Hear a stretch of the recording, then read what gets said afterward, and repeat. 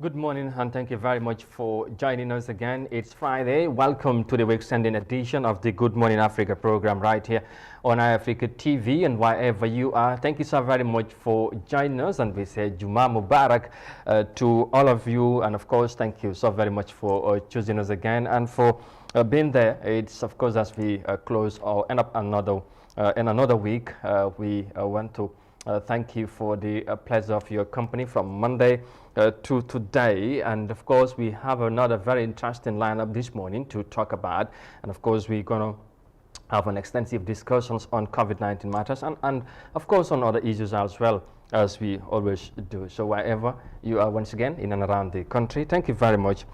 for joining us. And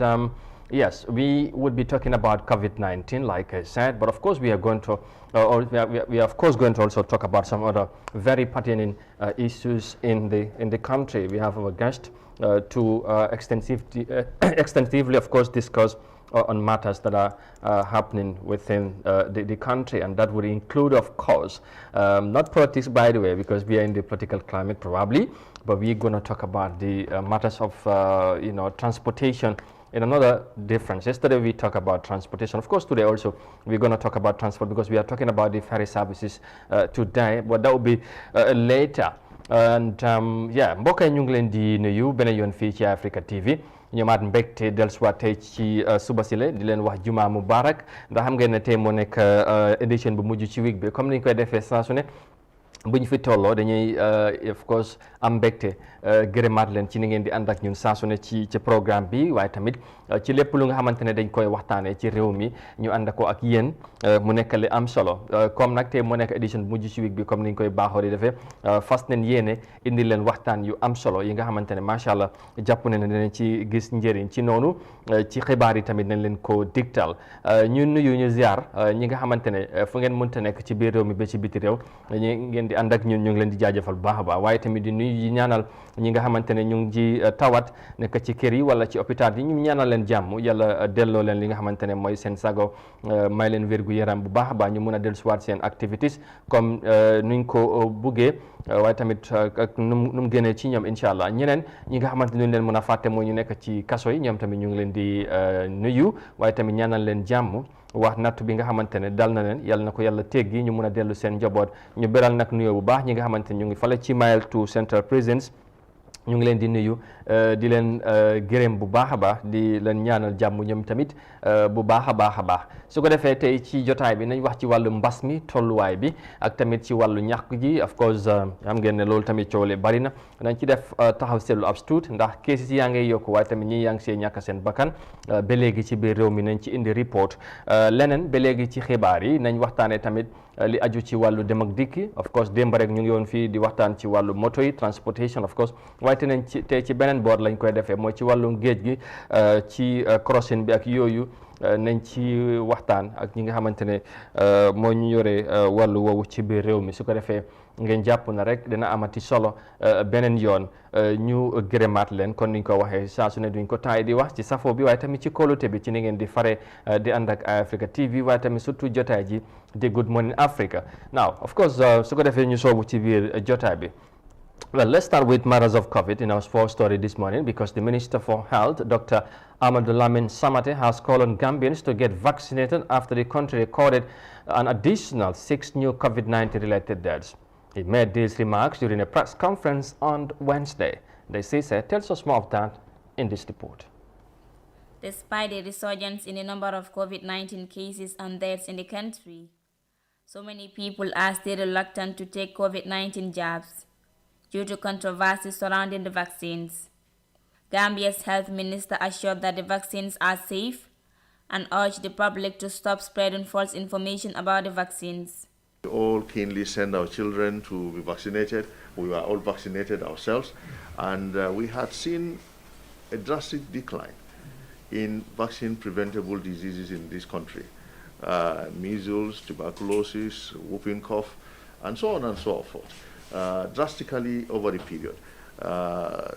Many decades ago, those were big issues in this country, but we no longer see them. So that we believe, with the help of the Almighty Allah, has been as a result of our robust vaccination program in this country. Yes, unfortunately, the COVID vaccines were preceded by bad publicity even before they were manufactured. And that continued, and then, people putting in all kinds of sentiments into it. Between the 13th and 15th COVID-19 cases, bringing the total number of confirmed cases in the country to 9,318 since the outbreak of the virus in the country in March last year. Recently, the turnout for the vaccination of Johnson & Johnson COVID-19 vaccines is encouraging, as the vast majority of Gambians are coming on board to get vaccinated. Dr. Samate says there is still a lot of work that needs to be done. Fortunately, we've seen quite a lot of improvement with regards to vaccine uptake. We are over 100,000 now, much over 100,000 people within a scope of 1 month or so. And so the uptake is increasing, and we're also waiting for the AstraZeneca vaccine for those who are going to get their second doses as well. So there is improved uptake of the vaccine. That means the acceptance is increasing, but there's still a lot of work to do by convincing people that the vaccines are safe, because we still have realized that many of the cases of COVID-19 we see currently in the unvaccinated group. I think we have all attested to that. So that shows that there is some anecdotal evidence that vaccination helps. The worrisome trajectory of the coronavirus pandemic around the world is as a result of the Delta variant that emerged from the virus, according to health officials. According to the Ministry of Health, over 140,413 individuals are fully vaccinated in the Gambia. Reporting for iAfrica News, I am Desise. All right, very on Desise reporting there on matters of COVID. The numbers are increasing, but equally, the numbers are dead are also on the rise. And there, the minister speaking on Wednesday, encouraging the Gambians to go out and get vaccinated against the pandemic or the virus. Now, let's stay with COVID-19 matters, because we are going to have an extensive discussion on that. But as part of mobilizing media campaign against COVID-19 on human rights, courtesy of a Canadian-based organization called Journalists for Human Rights, in partnership with Gambian journalists, have extensively produced dozens of news reports on devastating impact of the pandemic in the Gambia. And now, for an extension on such initiative, we are joined in the studio by Ajay Kande, Communication Officer at the Ministry of Health, to shed light on myths surrounding COVID-19 vaccines. Well,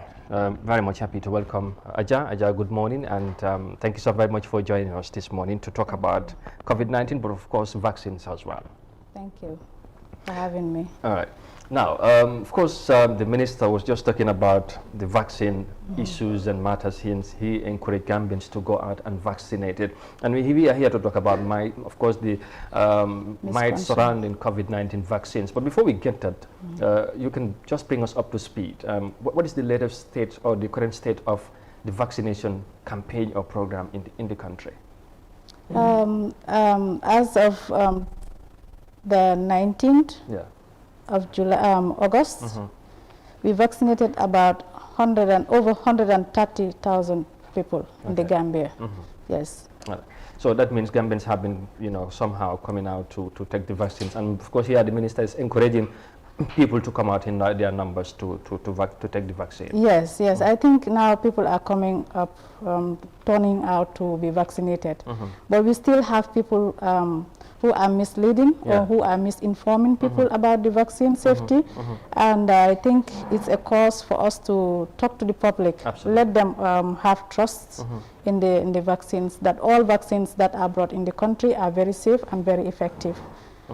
against the pandemic. All right. Yeah. Yes, like you said, and exactly you are here for that. There has been a lot of misconceptions. There are most, of course, misinformations about COVID-19 vaccines and here and there. Probably, it is part of the reasons why, in fact, a whole lot of Gambians are not, in fact, going out to take the vaccines. That's now, right. Tell us about this misconception, how dangerous it is or serious it is that it is hampering the job work as health personnel, of course, of the, or should I say, the health experts, of course, in trying to save the Gambian people? I would want to give a brief background of how the EPI came about. Okay. Yes, that's fine. I think in the Gambia, the EPI was established in 1979. You know, it's over 30 years now, close to 40 years. And the EPI program, that is the vaccination program, has been doing well, especially among the African countries. Sure. It is one of the best countries in Africa that is doing well. And we have remarkable achievements when in terms of coverage and sustainability in terms of coverage. And I think Gambia is one of the countries where Africans are tapping their source when it comes to human resource and technical personnel. I think over 50 people have been hired from the Gambia Ministry of Health to be consultants in some other countries like Kenya, you name it, in sub-region. Okay. And let's not lose sight that these vaccines have been here probably well before I was born. And there was no complaint, there was no related death to say this is the responsible death. Death caused by vaccines. Yes, caused by vaccine or due to vaccines. We have never reported any death that is related to vaccine. Sure. And that the Gambia never bought vaccines outside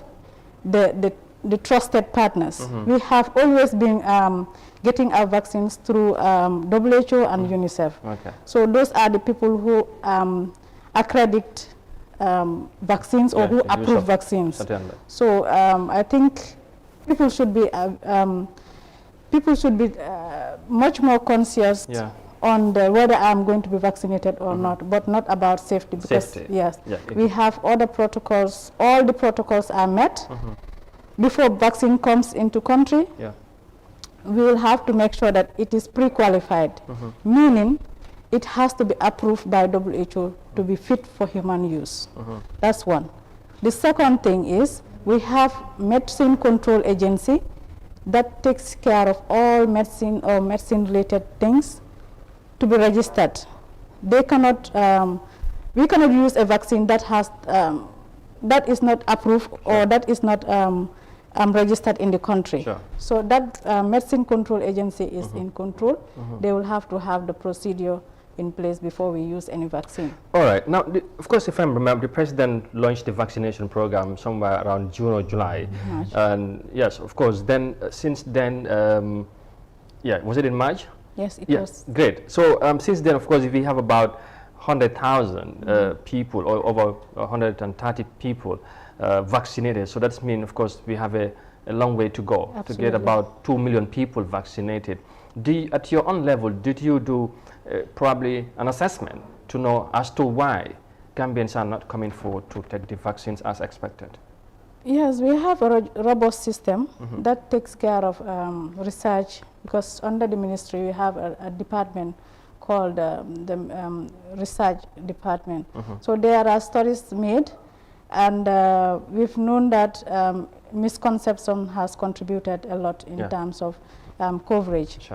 But we also had series of activities to counter those messages. And I think those are some of the gains that we have realized, because the first round in March, we couldn't see many people. So we just vaccinated, and we had a lot of wastage in terms of that, because the vial is 10 doses. So if you open a vial, sometimes you see 2 people, 3 people coming, the rest of the doses are wasted because you cannot keep them. That means we had a slow start in the Gambia. But when we embarked on certain activities like caravan, sensitization, sensitization, mass media sensitization, TV, radio inclusive, and engagement of community structures, engagement of regional structures like the TAG, we have seen a lot of improvement for this time around. Yes, absolutely. Misconception has been a problem since the issue of vaccine came up with the of course, fight against the COVID-19 pandemic. But here we are in a situation, of course,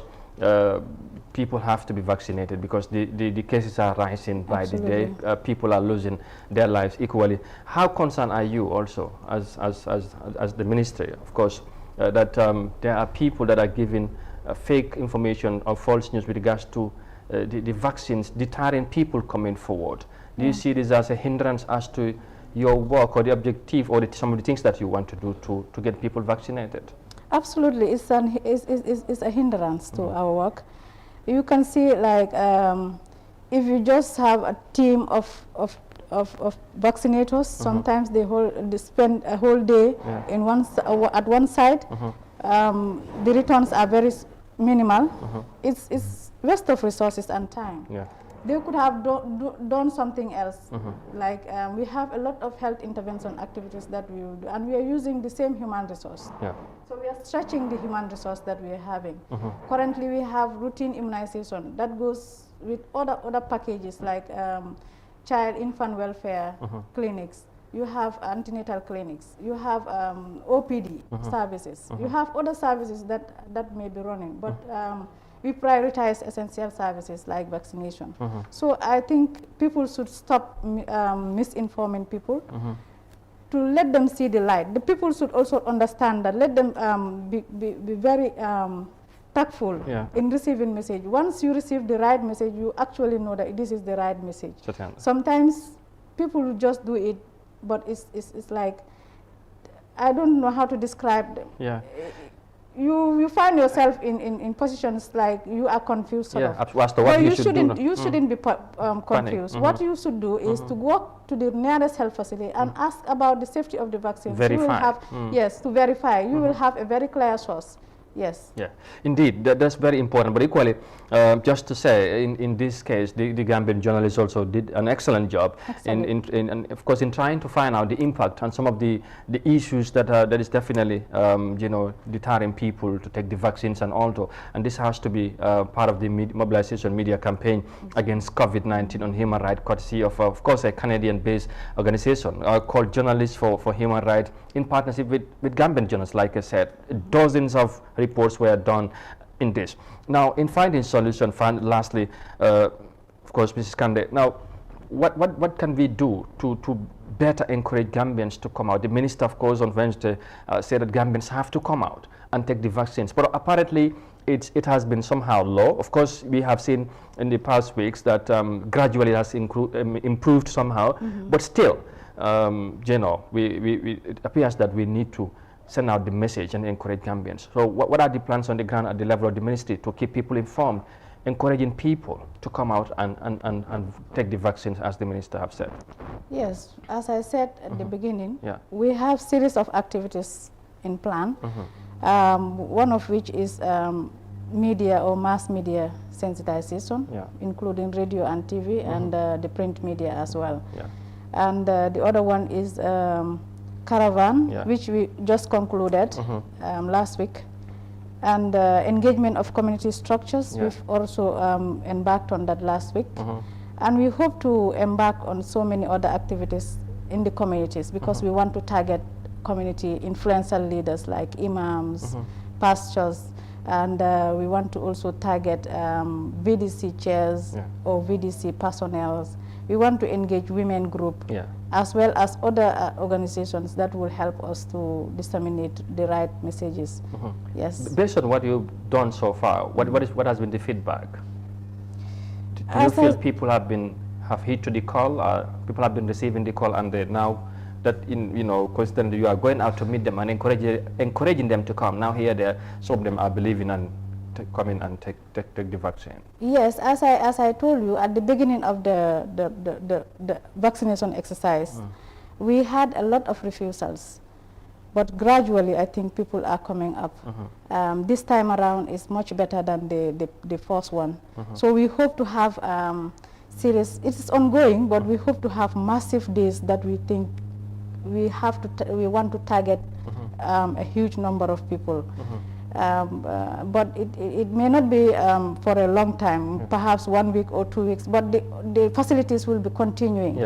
based on the demand of the vaccine, based on people demanding vaccination. All right. So we hope that people will come in large numbers to be vaccinated. All right. Because if you look at other countries now, they have lifted so many of the restrictions. Yeah, certainly. People are now going to watch football, and people are now into mass gathering. So it's because high number of their population is vaccinated now, and the number of deaths in those countries have drastically reduced. Certainly. So you can relate those days without the vaccine and now with the vaccine. How are the deaths and how are the mobility? So people should understand the way they were seeing it on TV, how people were dying before the vaccine, and now that the vaccine is around, people are vaccinated, and comparing those figures. I think people should use those comparison to make judgment or to make their decisions. All right. Well, on a final note, of course, considering the challenges that you have faced, and of course, motivating people to come and take the vaccines, what has been the lesson learned in moving forward, as of course COVID is still around and the vaccines are also here. Of course we have different vaccines, but people still need to come out to be vaccinated. So what are the lessons learned that you think could help you now in moving forward? One of the lessons learned is people are not listening to much about the content of radio and TV. Sometimes people prefer using face-to-face. And that we have learned. That's why we are going into communities to sensitize them, personal,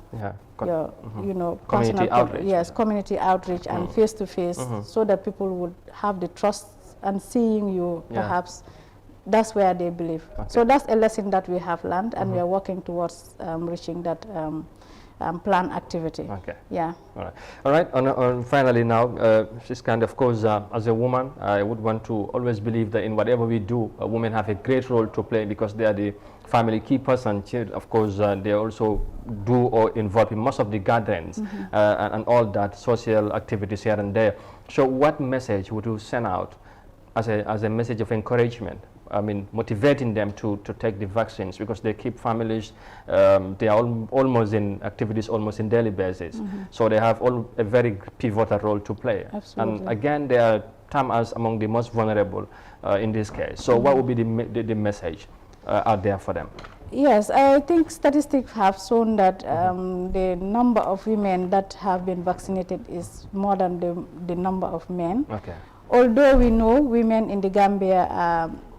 they rely solely or mostly on their husbands to decide for them. But nonetheless, I still want to encourage them to go ahead,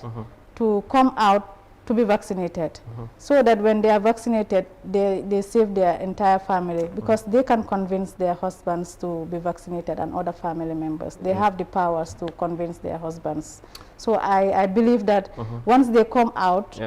their husbands will follow them. Yes. Absolutely. That's a very wise one to end this discussion. Thank you very much for coming. Thank you too. It was indeed a pleasure having you here to discuss about COVID-19 and of course the vaccines and all that. Thank you very much. That was Aja Kande, Communications Officer at the Ministry of Health, and of course we were talking about on the myths surrounding COVID-19 vaccines in the Gambia, and hopefully we'll get her back in some other time to discuss in other matters, but of course, why not? COVID is still here. Probably again we talk about COVID, but from COVID-19 matters we move on, because the vendors along the peripheries of the Serekunda market have expressed their dissatisfaction on the ongoing operation Clear the Roads by the Gambia Police Force together with the National Road Authority. The vendors stated that if they are relocated, their business will suffer a setback. The operation is meant to clear off whatever is obstructing traffic and allow the free flow of goods and services. Here's more details of that in this report. Traffic congestion has always been a problem in the Gambia, especially in the prime time when people close from work. This is partly because of the bad road network, but a greater share of the trouble goes to unlicensed occupation of part of the road and footpath. Police announced in tones that every object contributing to the blockage of the roads would be removed at all costs. Those who fail to adhere to the official instruction are expected to face legal measures. But the move did not go down well with the market vendors who are along the roadside at the Serekunda market. Ibrahim Jallo, a fruit seller, is not optimistic about the prospects of his business if he relocates. xam nga beneen place bi man xawma fu may dem da ak fii yëpp daa dina nekk benn. I am being removed from this place. I don't know whether the place I will be going to will be the same as this place in terms of the sales. If the sales will be good, I have no problem with that. But I really don't have hope about it. I will be here till the police come. If I see them coming, then I will move out. Aissatou Sen, a detergent seller, says they are not notified by the police regarding their operation.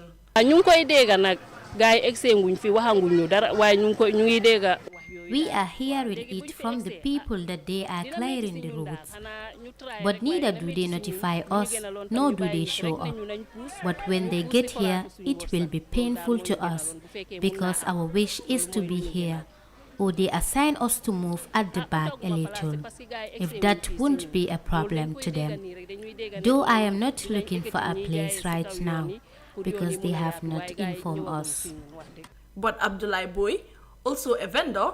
believes that the operation is a move towards nation building, even though it has a negative impact on his business.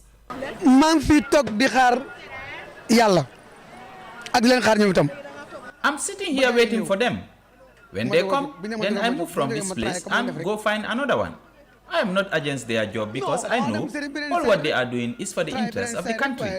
I know it is not about making life difficult for us. Many have the belief that they are doing this to stop us from earning a living. But to me, it is not a problem because they are doing this to decongest the road. And that is a sign of nation building. The frequent traffic jam with lack of proper road networking in the country has triggered strong concerns among Gambian citizens, considering the huge economic losses it causes to the West African nation.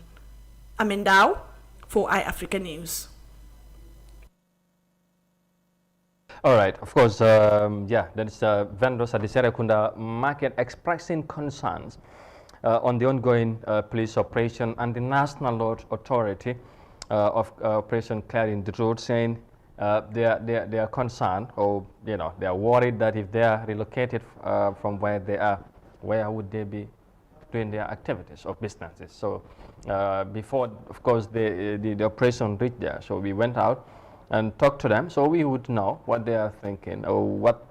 they make of the ongoing operation. So for them, they seemingly have some concerns as to the ongoing operations. su ko defee rek mbokk yi comme ni ngeen ko gisee noonu foofu marché Serekunda la xam ngeen ne marché bu gën a mag ci réew mi foofu la te jamono ji comme ni nga ko yàgga di waxee ne li nga xamante ne mooy police bi national police bi of course Gambia Police Force ak National Road Authority ñu ngi wër ci dëkk bi surtout ci kombo gi dooree ko Brikama West Coast Force bi KMC pour ñuy setal yoon yi ndax yoon yi dafa xat léegi nag foofu ci marché Serekunda jaaykat yi yu fa nekk ñoom nag am na luñ gisee opération bi dafa mel ni ànduñ ci parce que tamit nee nañ ñoom bu ñu fa ñëwee ñu jëlee leen fa xamuñ fan lañ jëm loolu nekk na si li nga xamante ne mooy lu ñooy joytu te daanaka gars yi soreetuñ foofu so ñu xaw ma nag mbir yi nu moo demee waaye pour def ci jàngat tuuti rek comme ni ñu koy defee saa su ne ñu waat mbégte beneen yoon dalalaat suñu naataango Modou Mohamed Niang ñu war a sekk ak moom waxtaan ci loolu def ci jàngat tuuti balaa ñoo continuer ci leneen mën nañu amaat mbégte beneen yoon ci bokkaate yow plateforme bi di la wax jumaa mubarak nuyu la bu baax a baax ñu bàyyi la rek nga nuyoo ak gars yi su ko defee ñu waxtaan ci yëfi marché yi ak seetal yoon yi. jërëjëf maa ngi laa nuyu Amadou di nuyu ñuy seetaan iAfrica TV si réew mi ak si bitim réew yëpp di leen wax déwénati itam si tam xarit bu ñu génne ni di leen ñaanal jàmm amaat mbégte ànd ak yow si jotaay bu am solo bi nga xam ne si la askan bi di taataane seen xibaar yu wér te wóor. jërëjëf waaw thank you very much wax nga ko ñu wax gars yi déwénati waaw léegi su ko defee ñu dugg ci waxtaan nañ ci nag lu bari du bi opération bi dooree ak léegi waaye ba léegi xëy na cool yi xal naa des fi nga xamante ne sax ni ñu ko déggee Brikama déggee ko Costa Road ak yeneen gox yi ñu jàpp ne bu ñu dugg ci Serekunda si lay yëf yi si lay gën a tar parce que ñu bari dañ jàpp ne si la gën a xat waaye naka nga déggee joytu bi nga xamante ne ñenn na ci jaaykat yi ci marché Serekunda joytu nañ ko nee nañ opération yi nga xamante ne police baa ngi koo def ak National Road Authority bu ñu fa yeggee gàllankoor dina am ñoom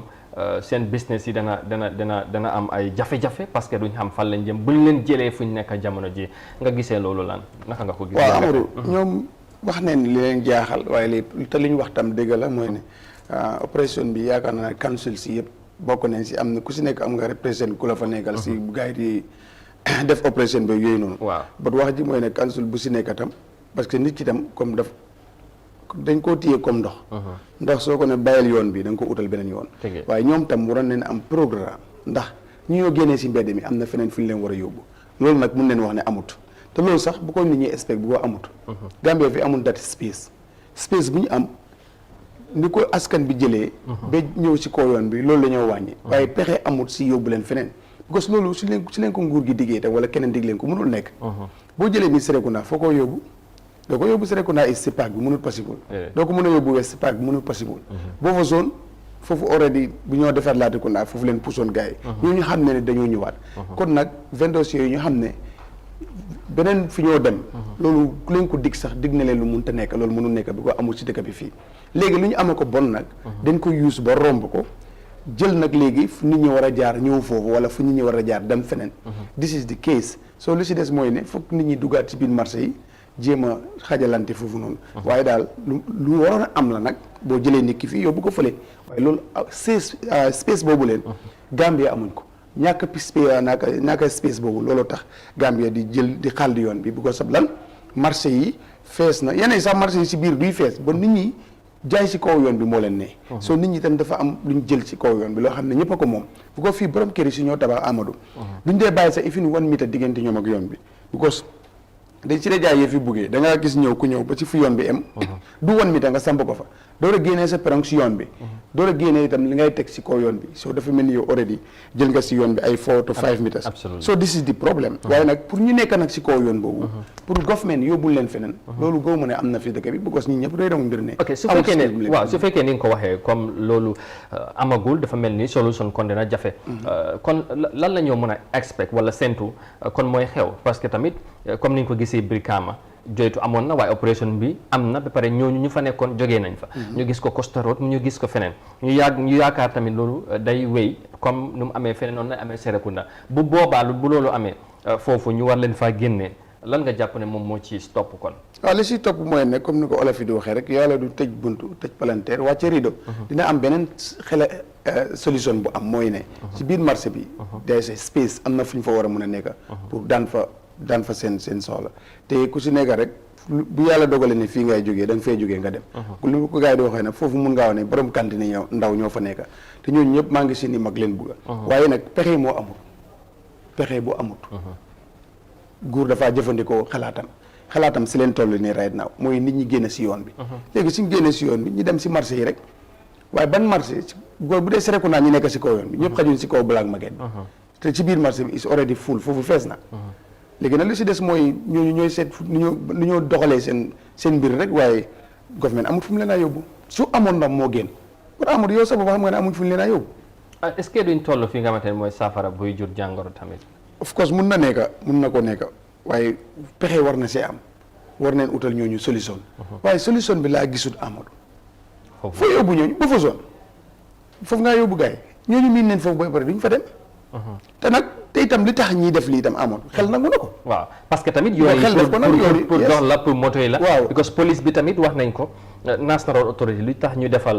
defar ay yoon su ma waxtaan ak ñoom wég si yëpp ci police so bi loolu lañ cee waxtaan opération bi lu ciy juddu nee nañ yoon mi bu tax ñu def mooy pour moto yi ak nit ñi fu ñoo jaar waaye nit ñi dañ tamit profité seet seen intérêt bopp jël yoon yi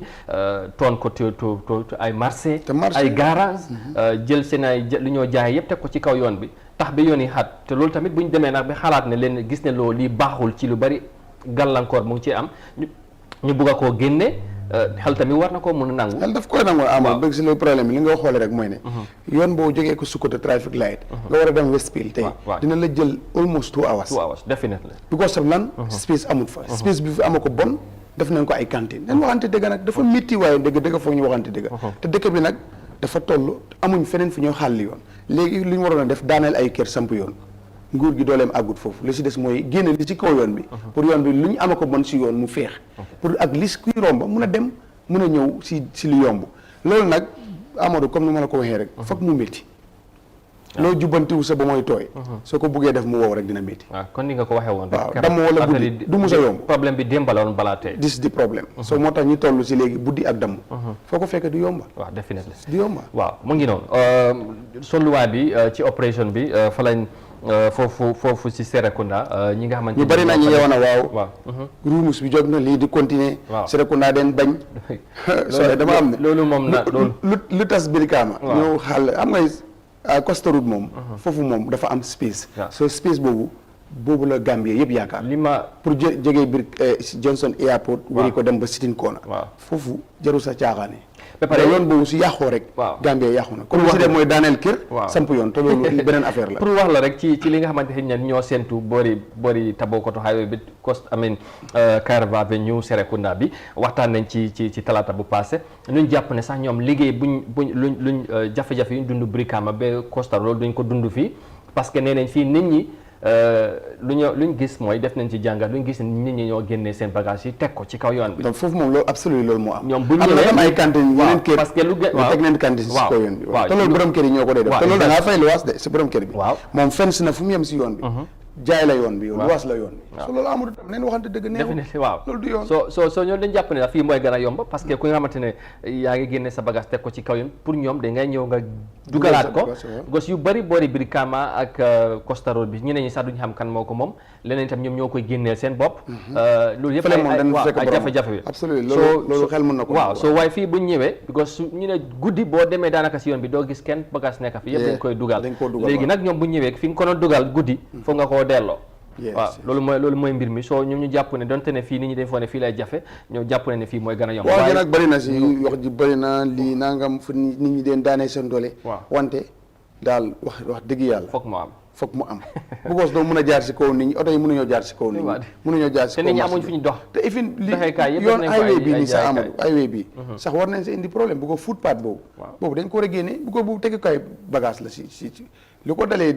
Tabokoto bee Serekunda foofu marché lañ ko def footpath bi yow footpath boobu dañ ko defoon pour nga jaar fa waaye léegi mënatoo ko because teg nañ fa bagage yi opération bi nag loolu moo ko tax a jóg te sax dafa jël space si yoon bi si man sa gars yi dañ ko waroon a dajji because boo relaati ko naa si marché bi am na fu ñu fa fa génnee it's very good moto dafa paak ñaari moto yi dañoo mën a romb easily loolu mooy affaire bi because léegi nag bu fekkee ne fi nga foofu nu moo bloqué léegi fekk da nga fa ne police ñoo fa nekk fekk nag nit ñi dañ indi bagage yi moto yi ci kaw yoon bi la ñoo taxaw pour wàccee nit ñi métti na nag mu ngi nii fii la ñoo wutee dépense ak fii la ñoo nangam waaye daal dëgg neexu ba neexut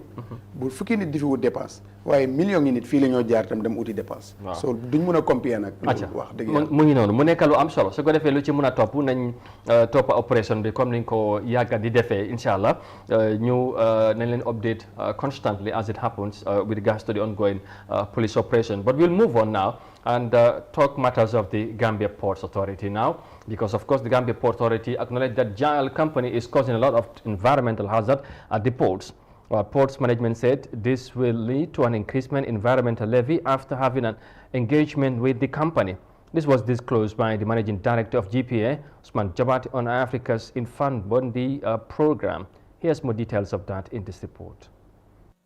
The management of Gambia Ports Authority said cement segments of Jai Oil Company Limited upon arrival at the ports usually cause environmental hazard, therefore affecting work and people around the surrounding. As a result, Gambia Ports Authority in the past has suspended a segment of Jai Oil Cement for discharging a bulk of cement dust, which has caused pollution and other serious environmental damages in and around the port area.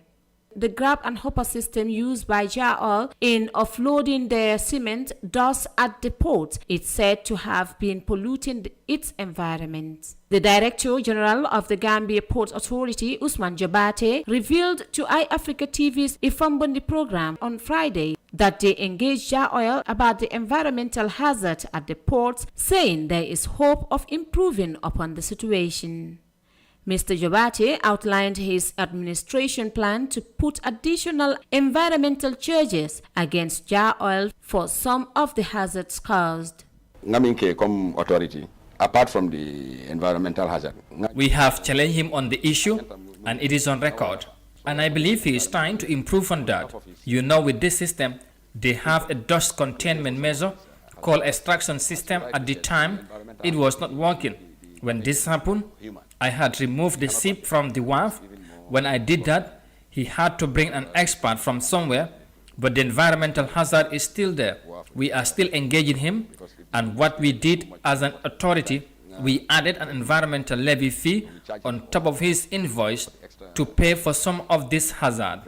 Environmental contamination can cause costly remediation requirements, projects delay, increased loan underwriting cost, higher required reserves, increased legal expenses, and reduced marketability. The danger attached include risk of cancer, heart disease, asthma, and many other illnesses. These hazards can be physical, such as pollution, toxic chemicals, and food contaminants, or they can be social, such as dangerous working environment, poor housing conditions, urban sprawl, and poverty. For iAfrica News, Binti Jallo. All right, that's the Managing Director of Gambia Ports Authority. He was on the Ifram Bondi program here on iAfrica TV, where he talked about so many operations and activities that are going. The Gambia Ports Authority, one of which he highlighted during that interview, was that Giant Company is causing some hazards. Of course, hazards on the GPA. Of course, at the terminal that is at the Gambia Ports Authority. So they would increase some charges on some of the payments that the company was doing to the company. So of course, but we would want to discuss more on the ferry matters. That is, of course, for now, of course, including these are GPA matters, but we want to talk about on the transport sector. And if you were following development in the country some moments ago, the Ministry of Transport, Works and Infrastructure has explained, of course, plans of, bringing some form of ferry services, of course, in the country, and that is, of course, to launching a private ferry company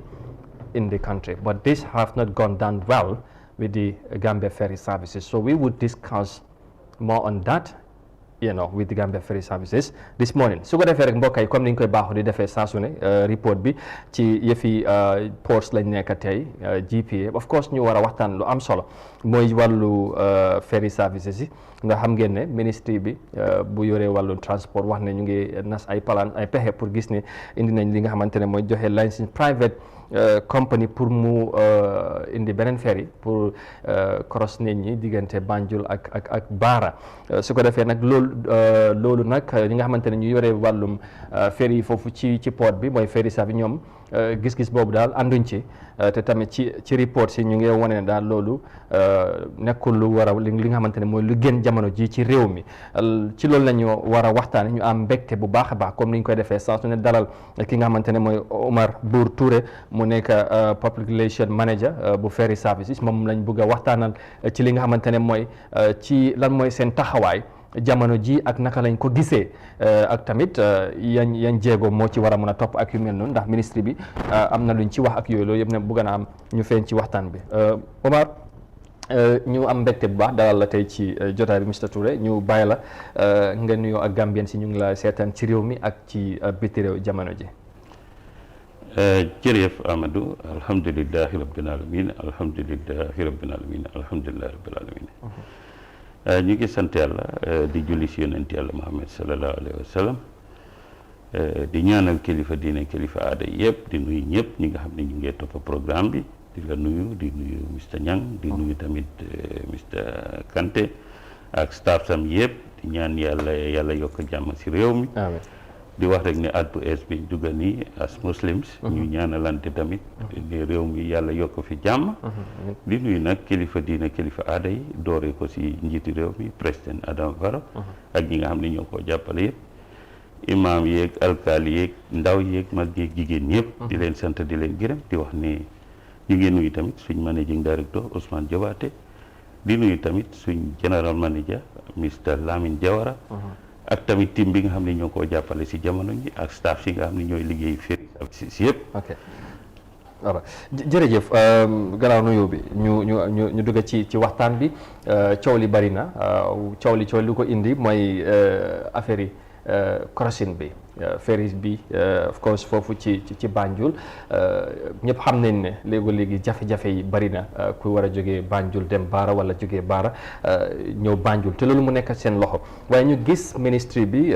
am wane ne dañ bëgg a joxe licence private company pour muy ñëw bokk ci li ngeen di def loolu nag dafa mel ni àndu leen ci wala am ngeen ci beneen gis-gis ñu bëgg a xam lan moo nekk réaction bi ngeen déggee xibaar boobu foofu ci ferry service. jërëjëf Amadou foog naa ni lu am solo nga laajte. te li ma def rek dama gërëmaat rek suma general manager Lamin Jawara. foog naa ni si yoonam rek laay topp. te interview bi nga xam ne amoon na ko. mu nekk loo xam ne lu am solo la. àdduna yëpp réew mi yëpp xam nañ li war a am ak li warta am. waaye dañoo wax rek ne mooy suñ seetloo yàgg nañ fi. tuuti ci ferry services. ferry daf daan daw as monopoly. bi nga xamee ni ñoom ñi nga xam ne ñoo ko bëgg a tey nekkutoon seen féebo. suñ fàttale ko xëy na dina yàgg tuuti yéen dina leen réer waaye am na benn waaye Maba Jaxu moo doon head of army fii leen after mu retire nekk ambassador in Nigeria. amoon na fi benn passenger boat boo xam ni daf ko indi nekkul sax boo xam ni dafa eb passengers naka li fi de trucks or lorries. waaye boobu sax pour am licence sax it was a problem because man si jamono jooju laa xam ni ferries dafa operate on monopoly keneen du ko challenge. waaye clauses yooyu yëpp dañ koo nëbba tey because am na ñoo xam ne am nañ interest li ñoo wax mooy ñaari yëf moo fa am boobu si wàllu licence bi laay wax noonu moo tax ma indi foofu waaye balaa licence bi dañ ne partnership joint venture dégg nañ ko fi déggaat ko gis ko jaar ci jaaraat si te olof mu ni ku ndobin rey sa maam soo séenee lu ñu da ngaa daw réew mi nag toll na foo xam ni dañoo gërëm rek président Adama Barrow parce que lépp lu ñëw dinañ ko seggaat ko balaañ ci dugga muy lu am solo tey su fekkee kenn ku nekk am nga doole dañ koo dénkaane waaye doole boobu dafa am lu mu war a saafara ak lu mu war a faj ak lu mu war a fànq kon nag su fekkee ne ñu ngi la jox doole jooju muy Minister of Works xam ne ñun ci seen onda lañ nekk ñu gëm ni rek lépp lu ñoo def buñ ko def pour leen waaye nañ ko def pour njëriñu réew mi njëriñu réew mi nag mooy lan li fi amoon burka démba yàggul ñun ñu ngi fi woon mooy Gaalia compagnie bi ak GPA ak Ferries loolu mujjut fen nga jël over $500 million nga def ko ci projet boobu loolu ñëw nekk veine benn passenger sax jëluñ ko from Baara yóbbu ko Banjul wala Baara to Banjul wala Baara Banjul Transgambia benn passenger jëluñ ko from Yili Tenda yóbbu ko Bamba Tenda ferry yooyu ñu ngi fi loolu exemple la xaalis boobu bu fekkoon dañ ko jënd ferry yu ees wala ferry bu ees ba léegi ferry si mu ngi dox du am problème waaye loolu dafa bokk ci li nga xam ne loolu moo daaneel ferry si because investment boobu ñu defoon dafa taxoon ñu neglect ferry yi nga xam ne dañ leen waroon a maintenance at that time ñu ñëw nag soobu ci problème mooy ferry yu gudda yi balaa ñuy ñëw because yaa ngi expect ne yaa ngi indi ferry yu baax nga ni xaaral nga neglect yi jël li nga amoon yëpp ak li nga leb ak li nga lijjanti li réew mi lijjanti nga dugal ko foofu te jurul dara mu jur tamit ñu jëlee la fi yóbbu la koot ak li nga def yëpp ak ñàkk bi nga def te ñi ko defoon ñoom ñoo fi nekk ba léegi bugg a indiwaat leneen bugg a indiwaat lu mel noonu léegi beneen bi mooy mais ma tuuti ma jekkali foofu beneen bi mooy su fekkee ni loolu am na gis nga siltation bi ñoo wax ferry bi di am problème Kanilai ferry toujours moo am problème because of lii protect suuf bi foofu ñoom ñu ngi sëkka foofu def fa landas yoo xam ne it cost hundreds of millions ñoom mooy ñi nga xam ne ñoo indi woon dis Gaalia compagnie léegi soo buggee bu concrete boobu waaw bu concrete léegi ndox mi ni waroon a dawe mënu ko dawee suuf bi every time mu ngi sëkk so loolu tamit mu ngi nekk ci beneen problème boo xam ne mu ngi ñoo affect ok loolu am na solo léegi li ma bëggoon xam mooy Monyang of course ministre bi ñu ngi wax ne yaa ngi doon wax ne mu ne joint venture la te tamit Turkish company buñ bëgg a joxe license pour mu ñëw ci wàllum ferry bi ndax waxtaan amoon na si diggante ministre bi ak ferry service ñu wax leen ñoom seen xalaat balaa ñu koo fisal di yéegee ko nit ñi ñoom nan lañ bëgg a def parce que xam nañ ne ferry service am nañu ko yore te yéen ci seen loxo la nekk yéen koo doxal donte ne jafe-jafe am na waaye ñu jàpp ne waxtaan waroon naa mun a jiitu ci lépp lu mu doon ndax loolu amoon na. xam nga Amadou laajte nga question bu am solo. man dama nekk subordinate si suma GM. waaye moom attend na certain meetings. yoo xam ne man nekkuma foofu. waaye meetings da ngaa dem meeting. ñu nangu laa déglu nga nangoo wax. doo dem meeting ñu impose la ne la lii la ñoo def because kuñ fi dénk rek am na looñu la yaakaaree. absolutely. so dafa am loo xam ni dañ la war a déglu ba pare boole la si team bi. seet naka la yow nga indi sa xam nga yow sa clauses yi nga xam ne moo nga góom ni lii moo mun a doxal affaire bi ak li nga xam ni mun na koo yàq waaye xam nga doole doxul jàmm. tey suñ koo wax mooy su fekkee ni Kanté dafa bëgg ni lu ko neex rek mooy dox fii kon programme yi du dox ni war a dox. xëy na du dénkaani nguur du nguur a ko dénk nañ ko si jox ko licence waaye yàlla dénk na ko si responsabilité boo xam ne jox na ko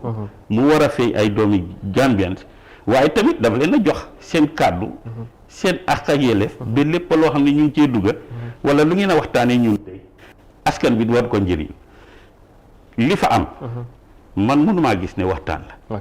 suñ la ooyee ñoom ñëpp because of kenn ku nekk am nga sa interest te fi nga am interest foofu ngay xool waaye ki nga xam ne mu ngi laa won ne la man njëriñ réew mi muy suma intérêt yow doo xool kooku because yow li la intérêt yow sa personal interest nga ñun ci suñ observation waaw loolu lañ nekk di waaw te loolu dafa war a xam nga ñu ngi wax reform attitudinal reform moo gën a important daan li ñuy wax reform yi as politiciens yi ni ñu ko waxee waaye man li ma gëm mooy ñun si suñ boppa ñoo war a reform suñ boppa ba lépp loo xam ne dañ cee dugga mu nekk loo xam ne njëriñu réew mi foos waaw balaa ngaa uti leneen absolutely loolu dafa am solo askan bi waaw dafa am lu tax ñu tànn président Barrow am tamit lu tax moom mu dénk la loolu yow da nga koy seet mu óor la ne li ngaa def ni bul ko def pour sa njëriñ tey. ok ci jafe-jafe yi sax xam naa nañ ci ñoom moon ñam te tamit ñu ngi jot si ay xibaar ne bu fekkee ne loolu dem na ba am na yeneen jafe-jafe yu bëri lu moo di indi ci ferry services balaa ñu see yegg si xam nga tamit déggoon nañ fi sax affaire bridge loolu tamit ñëwoon na ci diggante président Barrow déggoon na fi bridge diggante Banjul ak Barra nañ ci waxtaan foofu lan moo ci nekk ñoom seen gis-gis ak seen taxawaay waaye balaa loolu ndax nga jàngatee situation bi buñ toll diggante ferry service ak Ministry of Works jamono ji ci mbiri licence yi ñu bugg a joxe pour private company war a ñëw bokk ci ñuy crossal nit ñi diggante Barra ak Banjul. waaw comme man su ma jàng mooy ne. ñaar ñi bokk teen bu ñuy root. seen goj ñooy laxasoo. so waaw mooy ne because ferry service ñu fa nekk yàgg neen fa am na manager am na ay staff yu fa yàgg. am expérience ak expérience ay technique bi foo balaa ngaa dugg si lépp lu nga xam ne ni tam lu jëm si mbiri sa da nga war ngaa invite ñoon ñu waxtaanee ko seet li nga bëgg a indi lan moo siy lor lan moo siy njëriñ bu fekkee ne lor bi mu ëppa njëriñ bi ñu bàyyi ko waaye itam lan la si réew mi di jëriñoo loolu laa wax naa ko fii keroog ma ne leen lu ñu sonal rek mooy ne koo fi fal rek 95% bi yëpp li ko jagal ak lu jagal njabootam rek waaye lu jagal réew mi moom dañ koy sàggane comme kii lu mu wax loolu leen war a réforme mooy ñu génnee loolu si seet luy njëriñ réew mi 95% luy njëriñ réew mi loolu leen war di xool bañuy xool lii su ma ko dugalee lii laa see am o lii laa see am waaye seetal li si réew mi di am loolu mooy important parce que kuñ dénk place da nga war a seet lu si réew mi di am di jiital intérêt réew mi di jiital njëriñi réew mi force balaa lenn li ñu doon yaakaar na moo doon nekk pexe bu baax wala lu baax mooy ne ñu oola ñoo waxtaan nañu lii dañ ko bëgg a def soo lii suñ ko defee yéen ngeen a xam liggéey bi bunt bi yéen a ko xam naka nga gisee ne lan la loraange gi lan la wala lan la waaye lii façon yi suñ ko gisee dañoo mel ni rek dañoo lu askan bi di wax rek mooy ne dafa mel ni ñu bëgg a def lii seen njëriñi boppam moo si nekk den njëriñi réew mi wala gis nañ si seen boppa waaye gis nañ si njëriñ lu nga xam ne askan bi loolu la si war a jëriñoo te loolu moo war a nekk force comme ni ko buur waxee neen di sampal lu nga xam ne nii njëriñ bi askan bi ñoo see ëppale njëriñ bi réew mi moo see ëppale balaa yow so tey itam lépp looy war a def buntu boobu ña fa ne oo leen ngeen déggoo si waxtaan si loolu Amadou mooy yóbbu réew si kanam balaa ngaa indi lu nga xam ne ni ëllëg mun naa indi loraange wala ëllëg dina jur lu nga xam ne nii saafara si jur jàngoro so waaye loolu fekk yow xamuloo waaye jiitaluloo ñu xam bi ko so yow ko bugg a def man maay kilifa gi wala da nga ko bugg a def bi ko so am na lu tax so loolu war nañ ko bàyyi xel bu baax man suma jàngat si loolu la dafa mel ni fi ñu waroon a njëkkee dañ ko bàyyi mooy waxtaan ak waa Ferry service parce que nag Ferry yàgg na si réew mi léegi na am na bu nga xam ne sa këriñ la daan use to boobu yëpp am nañu ko fekkee ba léegi so su ko defee ñooñu waxtaan ak ñoom balaa ngaa indi leneen daf si am solo bu baax a baax balaa ngaa jël ay dogal waaw te sax nag jamono bu ñu nekk nii sax Gambien askan bi si boppam dañ leneen leen soxla lu dul Ferry bu ko jamono sof toj la da nga war a laal dem jàll loolu sa soxla absolument mooy affaire yi break bu ñu wax ñu bari tamit jàpp ne loolu mooy the ultimate solution mooy waaw exactly waaw foofu la waaw bu ko Ferry bu fi nekk mu ngi yóbbu nit ñi taxawut waaye bëgg neen lu soppee loolu lu soppi loolu mooy ne xëy na dinañ si àgg si biir waxtaan yi loolu leen doon aar ne plan boobu leen teg but not indi ñu ay private waaw évolution bi waroon naa am mooy ci bridge bi na président moo ko diggee woon fii te ñu bëri sax léegi-léeg ñu ngi ko wax ne digge boobu fan la toll ak yu mel noonu te loolu la askan bi yaar de askan bi foo dem loolu la waxuñ ay Ferry mais wante nag comme Farafeñe léegi amul da ngay xëyee fii rek dem fa si lu gaaw si lu yomb léegi buur ci li nga xamante ne mooy ci ministre bi fu ñu téyee wala lu ñu bugg a indi balaa ñoo ñëw ci wàllu lan mooy solution bi ndax yéen tamit gis ngeen ne bridge moom mooy mbir mi waaye tollooguñ foofu léegi lii bu demee trop for exemple yan jafe-jafe la nar a indi ci ferry service. jërëjëf Amadou first level bi laa laal. ci mooy diggante Gambia ak Gambia government. boobu moo doon 45% te loolu at least su ko nit déggee sax dina tane. waaye presently biñ bëgg a indi nii first option mooy 95% pour ñoom 5% pour ferry services au Gambia government non damaa wax rek xam nga nit ñi pour ñu understand loolu rek boo moo njëkk a nekk saaga loolu xastala sax ba pare yow ñun ñoo am suñ structures ñoo am suñ lépp ñoo bil suñ ferry ba pare am suñ ñetti ferry yoo xam ne ñu ngee daw su fekkee ñu ngee yoot sax ñu ngi yóbbu nit ñi ñu ngi yóbbu bagage yi ñu ngi yóbbu lépp loo xam ne mu ngee jàll su fekkee loolu ñëw na nga war a jël loolu indi ko suñ kaw powers yi yëpp nga jox ko gars yi loolu mooy ne nga close ferry services because li xew Transgambia réeréwut kenn over 110 staff au plus ñu fa doon liggéey ana ferry yi fa daan daw ndax nit ñaa ngee laajte loolu ndax laajte wuñ ko ferry si yëpp wee aade parce que naka staff yi nga xam ne ñu doon liggéey foofu ñena leen a fay gis nga nañ seetaat bu baax yaa ngi indi ñeneen ñoo xam ne maa ngi dégg kii naka Omar Cissé maa ngi ko sant di ko gërëm transport union because soo indee Afri Passage nga indi ko ba léegi yaa ngi ñu dominate because ñun suñ doom yi ak ñeneen fa waroon a liggéey ak lan lañ war a interest boo xam ne dañ ko waroon a bàyyi si réew mi fan laa demaat dafaa demaat si yeneen compagnie su fekkee ni da nga am bridge bi as grant war nga faa def doomi réew mi am na ñoo xam ne tey technologie mënoon nañoo indi ticketing yoo xam ne you will have the same ba pare xaalis boobu des si réew mi gis nga nañ ko waxte dee dafa am ñoo xam ne dañ ñëw ni dañoo saax-saaxi affaire bi balaa décembre te loolu président Barrow du ko nangu tey du ko nangu ëllëg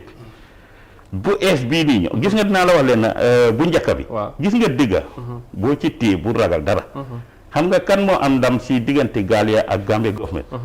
kenn nit rek la te dañ ko si def lu ne muy Modou Lamine Jiba Modou Lamine Jiba mbokki Yaya Jammeh la woon président Jammeh mu doon suñ managing director at that time at the Gambia Port Authority dafa bañ bi tëdd si suuf mu bañ ñu create an avenue boo xam ne dinañ ko bypass di create officer in charge of ferries ñu bypass ko ba léegi mu bañ mu ñëwaati ñu génne ko port jël nit teg ko fa pour kooku mën a doxal liñ bugg a doxal parce que fekk time bu war ni dem nañ ci président wax ko ba feet ni ko lii moo ci nekk lii moo ci nekk ñu dominer ko moom solution bi daal ñu jox moom dama laa wax leen man fa maa leen utali visa maa def transaction yëpp mu nominate Halifa Ba as director of operation ferries at that time nga ñëwaati li dem si yàlla si Wali Sagnang mu nominate ñooñu ñëpp dañ leen ex jël junior managers dugal leen pour su ko defee ñooñu yeesaa rek la ñu wax yeesaa rek ñoo dem Greece ñoo ànd ak gars yi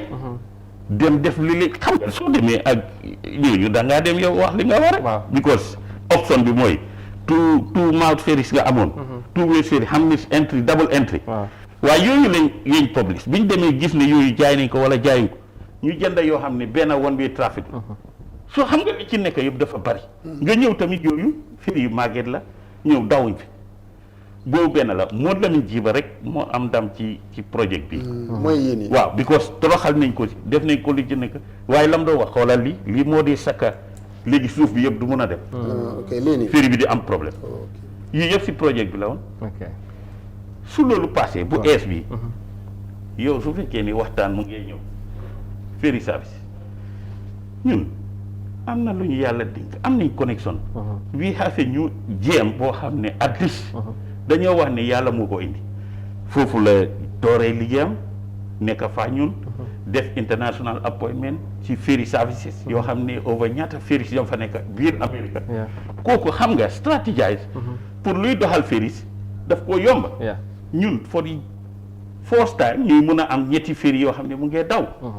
suñ suppliers yëpp dañ ñu stoppoon because gisuñ woon improvement boo xam ne di way forward ni mun nañoo survive ñoom liñ ñoo supply so kon suñ ñëwee ba léegi na ñëpp seet ñuy gërëm président Barrow ci li mu wax interview am dégg nañ ko waaye clauses boobu su fekkee ni yow jéemee c'est ñu lifin la Gambia Maritime on the post la nekkoon loolu lañu yaagut waaw ñu ne ñu ngi ko review ñoom lañ ko jox ñu review affaire waaw xam nga su fekkee ni yow li nga wax dañ jëloon a team from ferries jël a team from GMA from ministry ñoom ñëpp ñu yóbbu leen tokki ñu discuss dina tan waaye nga jël from GMA yóbbu leen tokki ak sa gaay ñoom ñu def li ñoo def waxtaan li ñoo waxtaan ñëw bind seen proposal xam nga dafa tey xel kon dafa mel dañ ci génnee ferry service ci process bi because xam nga li ma la lañ fay discuss duñ bugga suy gaay dégg ko soo li ci nekk ci biir dafa bari soo kon loolu pour réew mi moo tax wala pour lan non nañ ko watt dee li xew mooy lii réew mi mooy ferry services gis nga tey $25 bi ñoo wax nii ñun ñu ko feeku amaloon njëriñ ferry services daf ñoo sutura rek waaye any compagnie boo xam ne daf fi indi gaal yu ndaw yi ñu ngi nii ñaata la ñoo feeku ba pare dañ am pour ngay ekkatiwaat leen teg leen ci kaw jéeme ñun ñu ngi am problème boo xam ne every time suñ sotul yaa ngi am problème suñ pom get si ñoom ñoo war a réguler Banjul ak Baara yi pour jéem a wane ni gaal yu ndaw yi dafa am fu ñu war a nekkee because buum yooyu ñooy dugga di yàqa suñ pom get si ak suñ propellat yooyu it costing millions of euros or millions of dollars léegi su fekkee ni loolu mu ngi am ñoom réguler tuñ loolu nga dem ne yaa ngi joxe licence ok léegi joxe licence boobu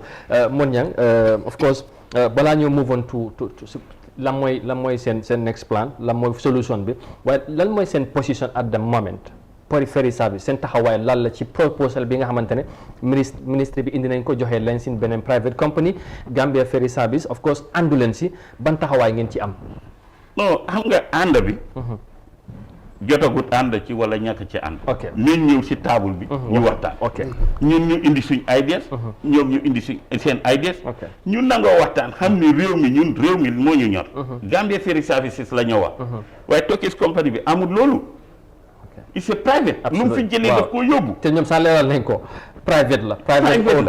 company xam nga léegi Amad su fekkee ne léegi soo gisee gars yi daan bañ boos yi si di daw diggante Sénégal ak because boos yi li ñoo yóbbu passengers yi dafa bari loolu la gars yi daan calculer di ko bañ moo tax ñoom tam ñu dugal dem dikk bi di ñëw intérêt ñaari réew yi te léegi sax dégg naa ñaar leen maye waaw su dul kaaraan du am dara dañ ko wàññi xam nga ñu ngi xool interest foofu seen interest léegi nag ñun su fekkee ni ñun calculer tuñ li nga xam ne moom la Gambien bi di fay tey $25 yow nga ni ok man suma intérêt mooy tout xam nga bi ñu férié lay di ñëw dañ ne 97 vehicles laa eb mooy Aljamdo ak Kansala yooyu léegi benn passenger sax ebuñ léegi ñu ngi laa waxati na la ferry bi ñoo indi 200 vehicles laa jël yokkaat nañ ko non xëy na bi nga woon léegi indi waaw ñun bañi waaye léegi soo ko indi woon léegi waaye noonu ñoom ñu indi ko caata ñu ko ñooñu léegi loué nañ leen ko use leen ko yéen yéenay di parent body yu liggéey leen nañ ñun amuñ problème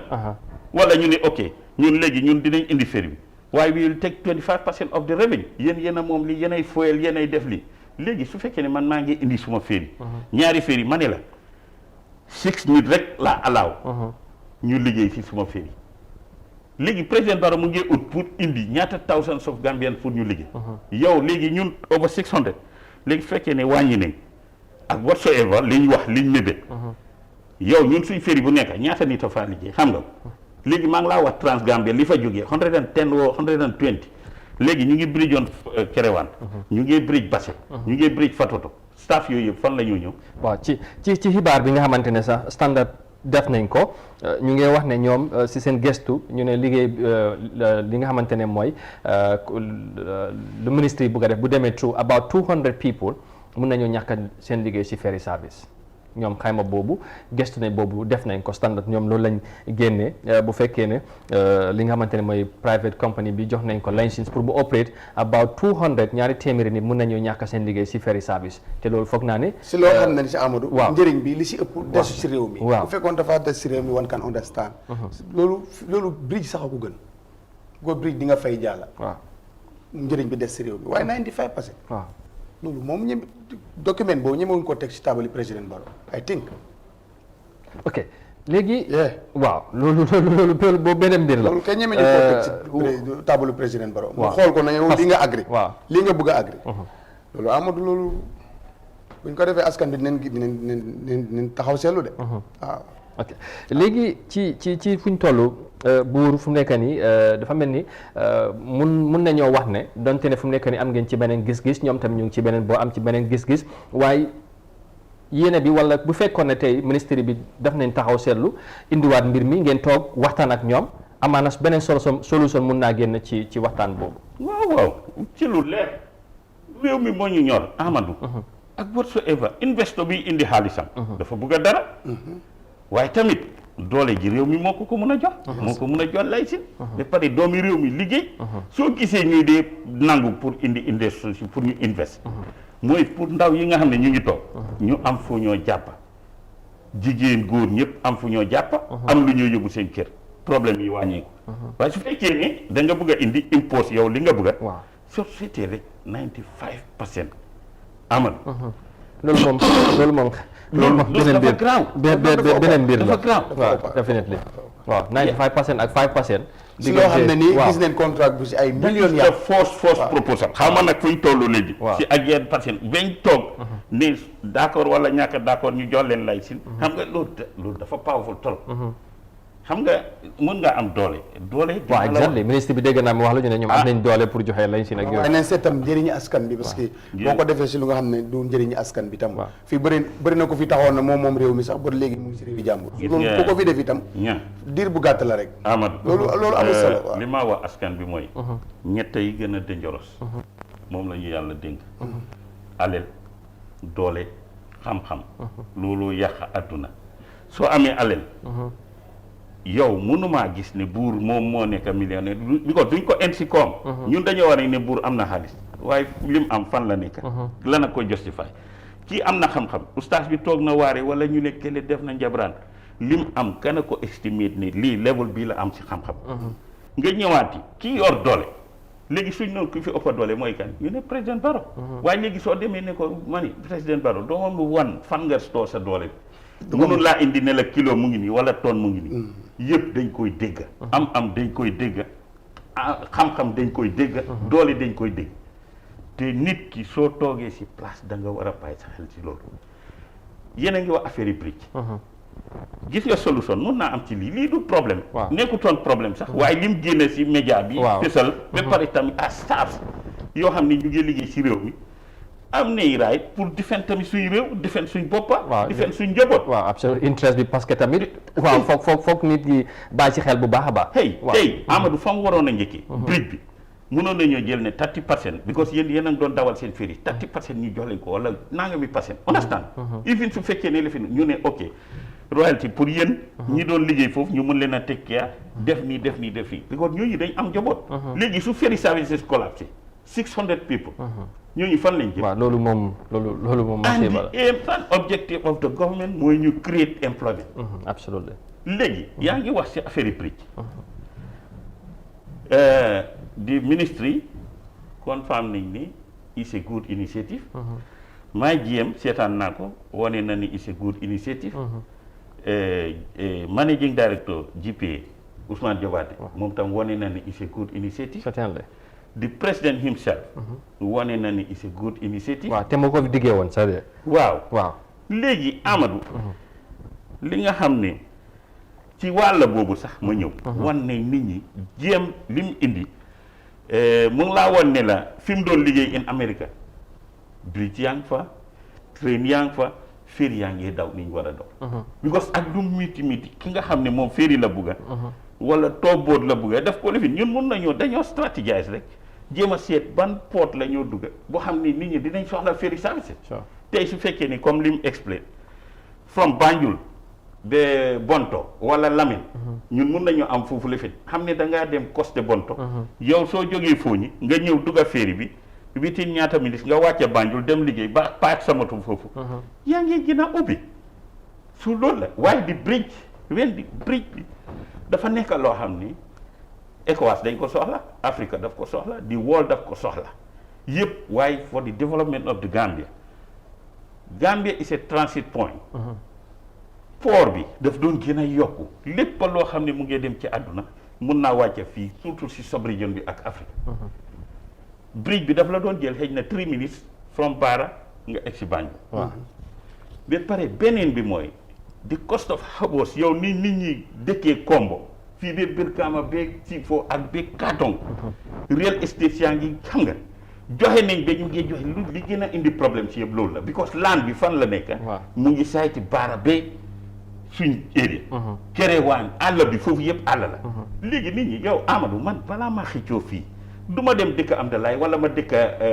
Buñaad wala ma dëkk Kerewaan sax am sa moto am suma everything waaw ñoo cross ñoo Banjul dem ñibbi sa njaboot man maa la gën a féex su ma buggee dem Dakar I have free access su ma buggee dem suñ dëkk I have free access ki bugg a dem Basse ki bugg a dem Georgetown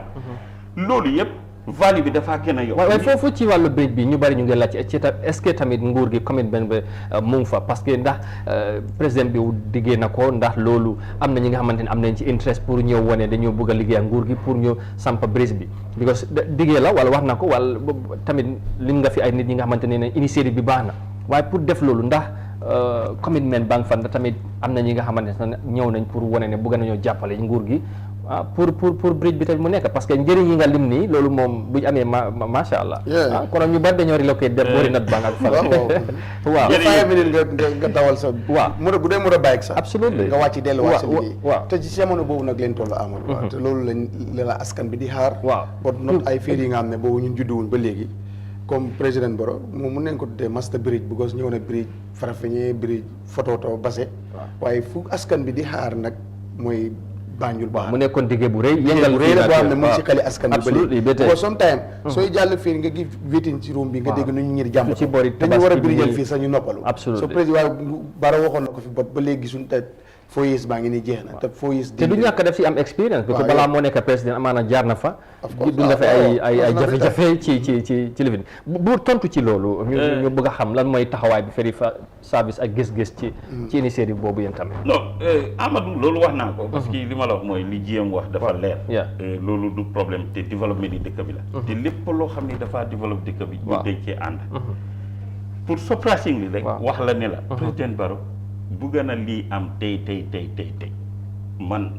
li ma laa wax dama ci xam dara mooy bridge bi bridge bi Banjul Barra bridge tey su sax ñu lii foundation stone bi tey man maa la wax loolu li ma ci wax li ma laa wax firnde bu leer gis nga dikkat waaw lii suñ problème mooy président Barrow li mu bëgg mu am mooy li ma wax rek réforme bi foog mu nekk si ñun because tey su fekkoon ne man dama bokk ci compagnie boo xam ne ñun ñu ngi dugga si lii te sori nañ ci bu baax a baax compagnie boo xam ne pour Banjul Barra bridge fi ñu ci egga gisuma benn compagnie boo xam ne egga na ci jamono ji pour mu mun a am ok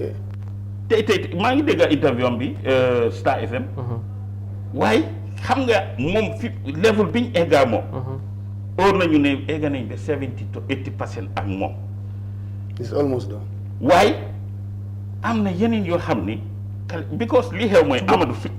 waaw dama bëgg a wax ne su fekkee yooyu mu ngi am lan moo tax ministre bi di war a ñëw di génnee ak yeneen initiative yi nga xamante dafa uti ak loolu te ñu bari jàpp ne loolu mooy solution bi. askan wi ñu bari. and it's very clear because li xew mooy su doon ne naar la wala Chinese wala xam nga keneen waaye gis nga Gambian si ñun projet boobu noonu li président wax ne añaan dafa am because nit ñi dañu war a bàyyi seen xel tey bul gis buur rek buur is a Gambian waaye war nga ko war a dimbale ba ñu ne Gambian moo bokk si lii wala moo initiate wala moo liit lii loolu mooy doxal réew waaye su fekkee da nga bëgg a ni saa yu nekk rek nit ku weex moo war a ñëw liit su ko defee yow yaa koo kool sax ne ko ñun si sa kaw waaye man dama laa wan ne la I have documents yoo xam ne su ma la ko wanee tey you will never believe ne egga naa fii waaye man maa ngi def suma liggéey waaye réew mi tamit daf ma ñor ne la suñ compagnie bi we are ready to fund this thing immediately tey suñ ñu joxoon approval xam nga lan la ñoo xaar just to clear the $15 million bi moo wax wala $50 million bi moo wax we are ready and we are committed to pay that amount waaye li xew mooy soo fayee loolu am na loo xam ne war na la at least nga sign MOU boo xam ne dina wóor ne yow li study bi dañ ko def if it completes dañ laa jox number one priority those are things yoo xam ne dañ war a toog waxtaan ko. est-ce que loolu waxtaan yooyu egg na ci ministre bi wala ci ministre bi. pour ñun dem nañ ci ministre of works waxtaan nañoo moom dem nañ ci président waxtaan nañoo moom ministre of justice ministre of finance ministre of works man maay wax. maa toog ak suma gars yi ñu waxtaan ak ñoom bañ ñëw to the final tune ne letter of grant bi nga xam ne foofu lay war a dugalee xaalis because li xew mooy. ñun we took the initiative ne we can fund the study itself. feasibility studies bi ñu wax ne $15 million we can fund it waaye li ñu bëgg a mooy even pour wane rek ne we are committed and we are ready to do it nañ ñu bàyyi ñu dugal all the funds pour ñu wane ne even su ko su ne président immediately ñun since April we have been waiting we have a team in Dakar ñoo xam ne ñu ngi doon xaar immediately su loolu ñëwee dañoo ñëw ak seen drone see yëpp work with the Minister of Works ak seen team bi ak di national development plan so ñoom ñu work as a team start study bi ni mu gën a gaawee dama laa woon ne la waxtaan yi ñu am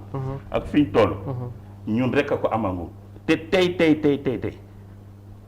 président Barrow mu ngi maa seetaan su fekkee mu ngi koo seetaan wala anybody su fekkee ne njëriñu réew mi dañ soxla ñun we are ready pour liggéey ñoom ñun we can say ne 25 years yow nga nañu nañ ko def 50 wala 40 years we have no problem waaye nañ ñu ñu toog si table waxtaan waaye léegi dama laa woon ne la man as the local representative in the Gambia xaw ma si kan laa war a dem dangaa texte dangaa call dangaa dem ba sonn ñu ne la nii ñu ngi bisi ñu ngi lii loolu tax ma toog bi gis suma bopp ne su doon ne naar la wala Chinese wala nit ko xeet ñoom ñoo laa toppa société tokkis compagnie bi ñu ngi xam nga affaire baa ngi rob ñoom ñoo xeex bi affaire baa ngi rob loolu nag that's the number one reform bi ñu war a def within ourselves ci point bi ma dog la rek wax dara parce que mooy of course ferry service ak moom bi nga xamante ne mu ngi ci ma bëgg a wax rek ne ministry bi tamit bu fekkee ne bëgg nañoo ñëw pour ñu leeral lan moo tax li munta dem through they are very much welcome bëgg nañoo waxtaan ak ñoom tamit ci kanami Gambien si yëpp ñu xam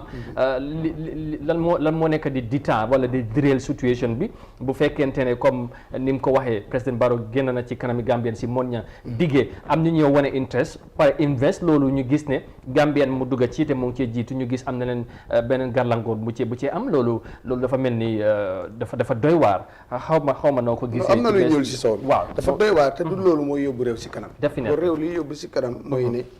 am taxawaay bu am solo boo xam ne tam réew mi dina si gis boppam boot nag like bridge bi ak doo mun a compare idée bu bridge teg bu buur indi si bridge bi ak li nga xam ne mooy ferry boobu ñu bëgg a indil réew mi si loo xam ne ni juróom-ñeent fukki yeeg juróomi yëpp dafaa génn si réew mi dem so loolu du amul njëriñ si askan bi nekkul daal askan bi li ñu waar mooy ne li xew Farafeñ nga war a jógee fii dem léegi Farafeñe wala Opa Saloum nga jaar fii dem fay li ngay fay romba si jamono boobu la nekk Amadou ba loolu boo ñu indiloon ferry buy naaw sax askan bi li ñu soxla mooy ñu bridge leen Banjul Baara te ñu ngi koo jàmbatu soo demee si waiting room si wala nga dem foofu nit ñi suñ toogee kii sax daf ñu waxoon ne dina bridge lii ba léegi loolu so loolu nag suñ gisee koo xam ne nii comme ni ko Gambien nit dafa gëm lu xonxa wala lu mu foog ne moom du si am dara this is the case Amadou mooy lu ma laa wax ko ñu ngi fi jox place 95% bi yëpp seen bopp lañ see gis ak seen njaboot ñu tekki si waaye lu jëriñ réew mi 95% bi si réew mi jiitaluñ loolu moo tax mënuñoo dem. so this is the problem. so dañ war a bàyyi loolu nag. jéem a seet di jiital intérêt si réew mi jéem a tam bàyyi kii Gambien la moo bëgg a indi pexe mi moo bëgg a indi njëriñ li si réew mi ñu pousse ko pour dem bëgg a indi leneen. neen génnee yooyu loolu baaxul dafa tardel am réew. ne ku indi xalaat bu baax neen ko segg bu xalaat bi baaxee ñu jël xalaat bu jëfandikoo ko pour réew mi jëm kanam waaye yow xalaat boobu bokkul du ma si dem. xëy na wala nga ne du ma si lekkuma si bëgg a xëpp si bool bi suuf. doy na waar so loolu doy na waar. absolument parce que gis nañ ko fii si lifin bi si suuf bi fii nii. bu mu amee. waaw ñu bëri ñu ngi doon jaar si suuf mënuñoo lekk bëgg ñoo xapp si suuf tey mu ngi nii bu suuf bi Banjul bi amutoon fu nit ñi di jëlee suuf. dafa nekk problème boo fi ñu war a tibbee suuf si saan mayen si biir saajang bi te kooku tamit daanaka kooku nee na ñetti at mu ngi ci te waxoon naa la ko fi ma la leen galgal fu nekk jaar na fa gars yi ko fii loo fi yëkkati ñu galgal waaw doy na gosab lan lekkuma si Gambien naa si xapp surtout na fekkee ne Gambien moo ci ñaaw lañ amee nañ ko génnee te seet luy jëriñ réew mi seet luy yóbbu réew mi kanam bu ko Masamba indee jógee ko Basse wala ma dem ba indi ko jógee ko Oppa Saloum wala ñoomi nañ jël idée bi segg ko bu baaxee si réew mi ñu indi ko bot yow lu ma bokkul daal lekkuma si ba géex rek dama siy xapp suuf ut fu ma lekkee ji soo loolu mooy système yi Gambien bi soo nañ ko génnee boobu am na loo ci bëgg a wax waaw li ma bëggoon a wax xam nga man si ferry services laa liggéey ba pare man du ma ñëw ñu indi bridge fii ma bokk ci compagnie boobu ba pare di not dama la woon ne la am na package yoo xam ne sax mu ngi fa sax pour waroon a purchase a new ferry for the ferry services because between balaa ñoo pare bridge bi te gaa yaa ngi sonna man I talk to my partners ma ne leen we need this thing pour jéem a tamit indi amount boo xam ne dañoo jëndal gaa yi a new ferry jéem a dugga si project bi because li xew mooy ñooñu tamit dañ nit pour xam nga live good because the little they have dafa am loo xam ne dañ ko win wala su fekkee usuñ ko sax mu nekk loo xam ne ëllëg su gaa yi di retrain ñi nga xam ne ñoo faa jóge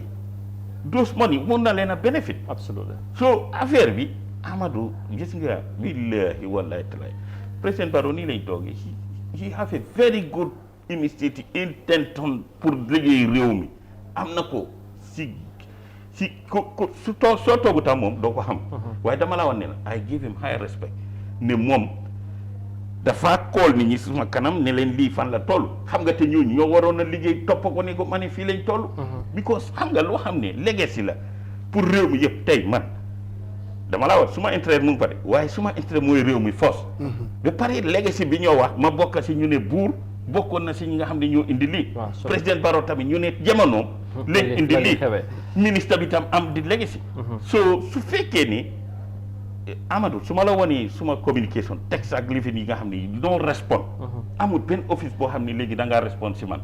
it's a problem. ok loolu nekk la doy waar parce que tamit warut a demee noonu maa ngi sa kaddu yi li tax ma dugg si foofu rek maa ngi fàttale ko yaa ngi doon wax affaire suuf mi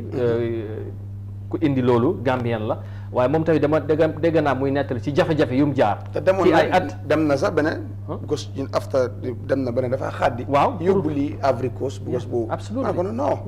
soo buggee sa njëriñu réew tam foog mu jaral la yenn yi. bu gos buñ na xaaree nga dem ba gos njëriñu réew mi daf la koo jaral den yàlla dina la aar ndég njëriñu intérêt si réew bu ngaa jiital. so loolu bu si kenn tiit bu si kenn ragal. ba tey si nekkutoon loolu tey di nga jënd fi 12 trip 10 wheel $12,000 te da ngaa line maybe 5 days doo ko jot. da ngaa dem si kaw tali ngay dem ñu ebal la ko soo ma ne yu mel nii leen bëgg si réew mi muy dem te doomi réew moo ko def. mais ñu ngi doon jës tànkan. waaw su demee nag ba ñu gis leneen. ci doxalin. dafay doy waar. dafay doy waar parce que tamit réew mi ñoo ko bokk te ku ne am nga ci cër. te buntu boo laal la nag. waaw buntu boo munta laal la. su demee ba tey moom frustration bi doo xam fan la toll parce que da ngay dem ba doo xam nooy defal foo laal rek du foofu koo waxal mooy la du man wala maa ngi busy ak yu mel noonu loolu dafaa nekk lu doy waar fu mu nekk ni time bi xëj na mu ngi ñu bëgg a jàmm fa waaye lan lañ mun a jàpp fu mu nekk ni ci fi ngeen toll ci affaire of course joxe licence bi taxawaay ferry services of course tamit yow mi nga xamante ni yow yaa ngi jiitee waxtaan ci négociation pour bridge bi mu nga am na sa partenaires yi nga xam ne dina ngay wax ci côté boobu tamit lan nga ci war a mun a yóbbante kaddu ci kilifa yi pour ñu bàyyi xel ne xam ne lii yaa ngi cee xeex koy njëriñ bi pour réew mi la tamit ñu mun laa déglu affaire yi tamit waxtaan bi war na cee mun a am ba solution mun cee juddu. Amadou jërëjëf. jërëjëf Modou jërëjëf ñuy seetaan yëpp. ñuy topp waxtaan bi. ñuy rafetlu rek lu mel nii parce que àdduna nii la war a doxee. te kenn ku nekk rek am na cër bu la yàlla may. cër boobu nag jëfandikoo ko ba ëllëg nga jaamu si yàlla comme ni ñoo wax man suma toogaay fii affaire yi Ferry services la ñun we are ready to dialogue def everything mu nekk ini smooth maana boo xam ne duñ am benn jafe-jafe réew mi du am jafe-jafe doomam yi duñ am jafe-jafe njëriñ feeñ ci su loolu passé Ministry of Works suñ kilifa lañ ñoom am nañ di right pour team bi yëpp ñu ñëw toog ni yow waxal lan mooy sa lifin indil sa team ñu seet ñu déglu leen because it's business it's not ne da ngaa ñëw rek def lu la neex nga dem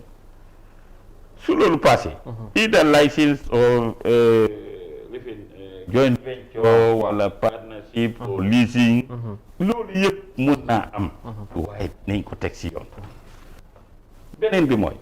foog naa ne affaire bridge bi it was not the purpose pour man ma ñëw fi waaye bi nga ko laal te am na foo xam ne dama ci toll te réew mi ñëpp a ngi koo wax leeral bi am na solo leeral bi dafa am solo parce que suñ noppee rek famille ni man ñi ma représente sax amul njëriñ pour ma représente leen te Gambien si tamit dañ war a xam li xew dama laa wax président mu ngi wax ni up to 1 billion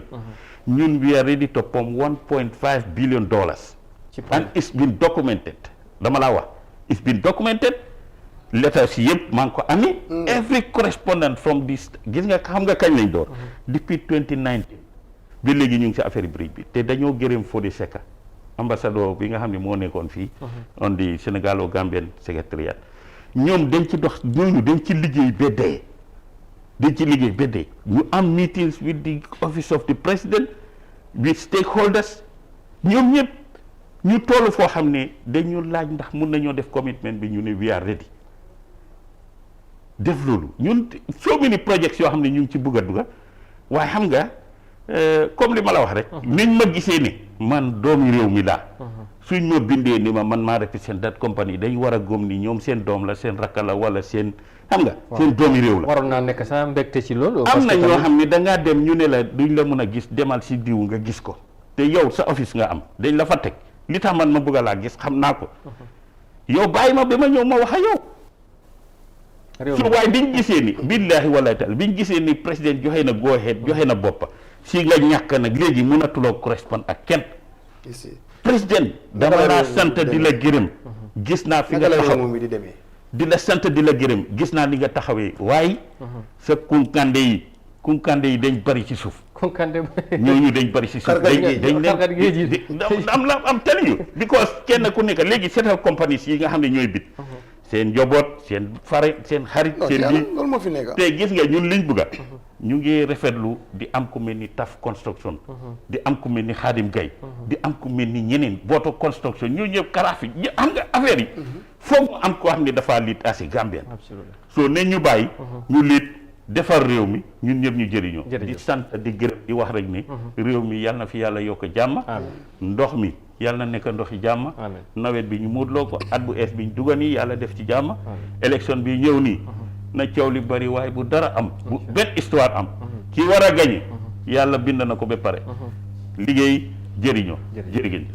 jërëjëf Omar Bo Touré bu moom moo nekk PR manager bu Gambia Ferry Services amoon mbégte loolu dalal ko moon ña dégg nga kàddu yi mu tëjee nag fi am solo xam naa léegi loolu bokk na si sa conscience yi liggéey bi yomba réew mi jëm kanam am ay kunkande yi toog fële si seen ruqu ndax yeneen yoon réew mi dafa soxla loolu sant ko bu baax a baax kàddu yi am na solo kon ni ma ko waxee Ministry of Works we are equally very much open na ñëw ñu waxtaan ñu fexe solution am ci mbir mi ndax waxtaan wax na ko they are very much ready for dialogue te waxtaan foog mu am solution am Gambia dafa war a dem te Gambia mu dem initiative bi mel ni foog ñu fexe ñu boole ci ñëpp te Gambien bu jiitoo bokk ci dara dañ ko war a support dooleel ko loolu dafa am solo bu baax a baax waaye su fekkee ne tëj bunt ak dema busy fii ñëpp a busy waaye bu ñu la joxee si place rek da nga war a déglu Gambien si nit bu amee soxla na xamal na dafa am li war a tax xam naa ne of course PS Mor Seck moom ñëwoon na fi te nañ ko soxlawaat mu ñëwaat ñu waxtaan ak moom ak ci ñeneen ñi nga xamante ne ñu ngi ci yëf yi gën a leer ñu gërëm ko bu baax beneen yoon Omar Bo Touré jógee ko ci Ferry Service ñu ngi ko gërëm baax ba thank you very much Modou Niam moom tamit ci ni mu àndee ak moom ci jotaay bi depuis Monday ba tey ñu gërëm leen yéen tamit bu baax a baax ci safoo bi ak ci kóolute bi mbégte lay doon saa su ne xam nga ne ngeen ànd ak ñun ngeen gunge ñu Monday ba Friday rendez-vous bi next week lay doon incha allah Monday ñu dellusiwaat ci beneen week ak yeneen mbir ci yeneen waxtaan ci réew mi lépp rek Gambia mu dem ci kanam moom mooy jubluwaay bi te Africa taxawaay bi loolu la doon yàggaat doon te loolu lay continuer di doon incha allah ñu gërëm leen bu baax a baax ñu ñaan yàlla defal ñu jàmm di leen wax beneen yoon déwénati ñu jox leen rendez-vous Monday incha allah jërë ngeen jëfati bye bye see you next week and bye for now